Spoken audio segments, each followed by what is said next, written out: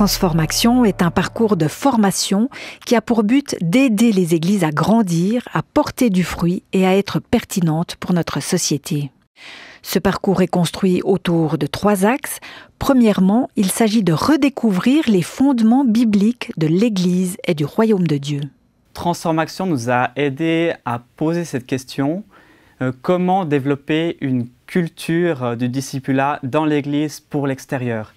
Donc c'est vrai qu'on vit dans une société post-chrétienne où il n'est pas forcément évident de faire des disciples avec notre voisin, avec notre collègue de travail.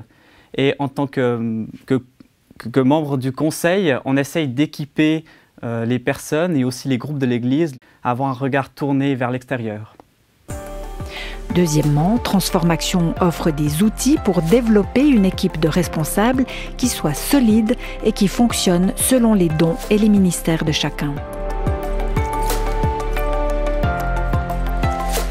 Troisièmement, le parcours permet de construire un projet d'église missionnel, donc qui soit pertinente à la fois pour les membres habituels et pour les personnes en recherche. Écoutons un participant en parler. Alors moi, je suis impliqué dans le cadre de l'église évangélique des Hutins à Yverdon-les-Bains.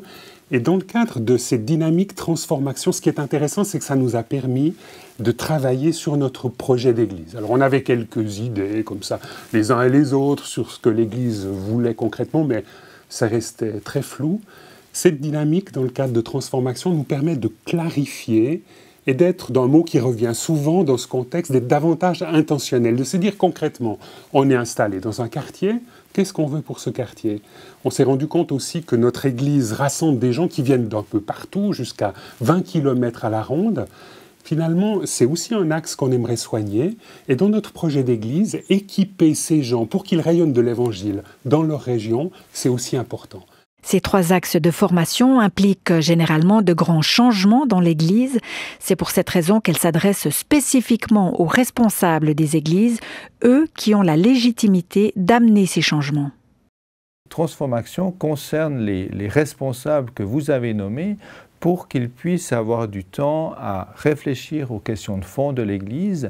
Et après, c'est à eux de revenir vers vous avec de la réflexion et puis écouter l'ensemble de l'Église.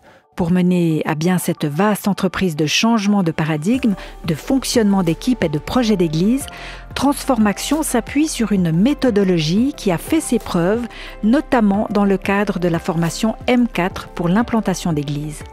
Les journées de formation sont constituées pour un quart du temps d'enseignements donnés par des responsables d'églises et de fédérations. Ces enseignements sont basés sur la Bible, sur la parole de Dieu. Et puis, on part de l'essentiel, à savoir le commandement de Dieu de l'aimer et d'aimer nos semblables, et aussi de faire les nations les disciples. Ça nous permet de développer des thèmes principaux, comme par exemple les valeurs du royaume, le travail en équipe, qui reflète le corps de Christ, et le discipulat. Et ces 3 thèmes, ou plus bien entendu, vont être le carburant pour la vision, les racines de la vision qui vont nous permettre de construire une stratégie d'église. Un deuxième quart de la journée est constitué de temps spirituel, louanges, prières, temps d'écoute. Et puis un moment très fort, à mon sens, c'est ce moment où on prie les uns pour les autres, où on se bénit les uns les autres, où on s'enrichit, où on a des paroles, où on a des encouragements les uns avec les autres. Et c'est vrai que ça nous encourage, on repart encouragé, béni par notre frère, par notre sœur, qui vient d'une autre famille, mais on est tous reliés au même corps. Finalement, la moitié restante de la journée se vit au sein des équipes de responsables pour des sessions de travail de groupe. Ceci permet d'appliquer très directement ce qui est enseigné au contexte propre de chaque église et d'avancer sur le moment sans devoir encore trouver du temps pour y travailler après la journée de formation. Une des forces de transformation dans la répartition du temps d'une journée, c'est de vivre le 50% de ce temps autour de la table en tant que conseil. Et même on mange ensemble, et même on a encore le trajet pour venir à Yverdon ensemble. Donc ça nous donne beaucoup de temps pour échanger, pour se connaître, pour réfléchir à des questions de fond, avec du recul, sans avoir la charge opérationnelle sur le dos. Et c'est quelque chose qui serait très difficile d'organiser en dehors de nos séances régulières et qui nous est donné à Transformation.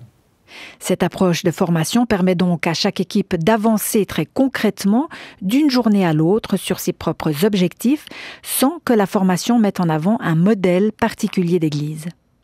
On trouve que c'est bien parce qu'on peut travailler selon notre sensibilité. Donc on n'est pas contraint par un organisme à nous dire ben voilà comment vous devez mettre en place les choses, comment vous devez faire vos démarches personnelles. On est vraiment conduit et aidé dans nos démarches à nous. Le cursus complet de Transformation se déroule sur 8 journées, des samedis en l'occurrence, répartis sur 2 ans. Si cela peut paraître énorme, ce temps est nécessaire. D'une part parce que le contenu apporté est conséquent et d'autre part pour laisser le temps nécessaire à l'assimilation et à la mise en place des changements dans l'Église. Un des éléments qui était un obstacle est de dire, purée, il y a 8 samedis sur 2 ans à réserver en lien avec nos agendas de famille, de vacances, professionnels pour certains qui travaillent le week-end. Ça paraissait une montagne. Mais il est vrai aussi, devant les questions qu'on était appelés à travailler, il fallait ces 8 samedis. Et pour prendre le temps du changement sans brusquer aussi la communauté, eh bien, la durée de 2 ans est nécessaire. Pendant les journées et surtout entre chaque journée, les équipes sont accompagnées par un coach qui les aide à fixer puis à atteindre leurs objectifs. Mais avec notre coach, c'était encourageant. Il nous a fait sortir vraiment de nos zones de confort.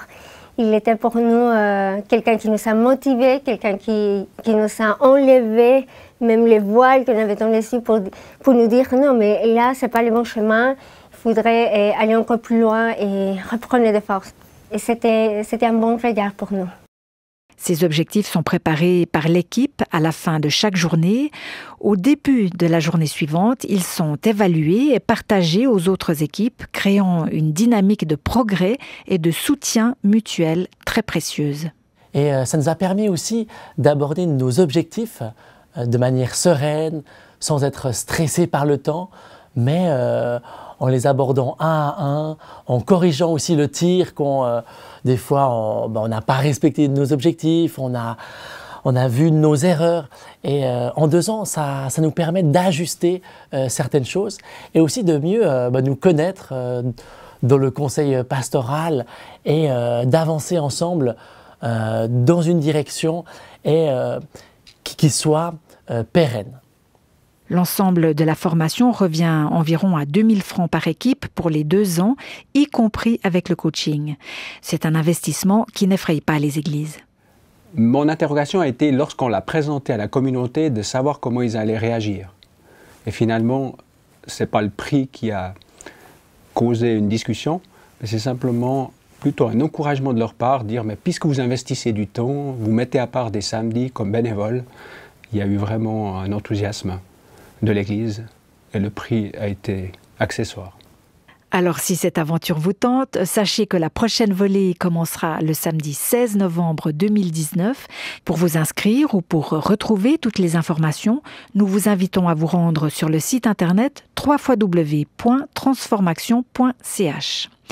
Cette formation a été conçue et elle est donnée conjointement par Sylvette Huguenin de l'Armée du Salut et Claude Bordigoni, Philippe Bottmann, Emmanuel Schmid et Philippe Tuller de l'AFRI.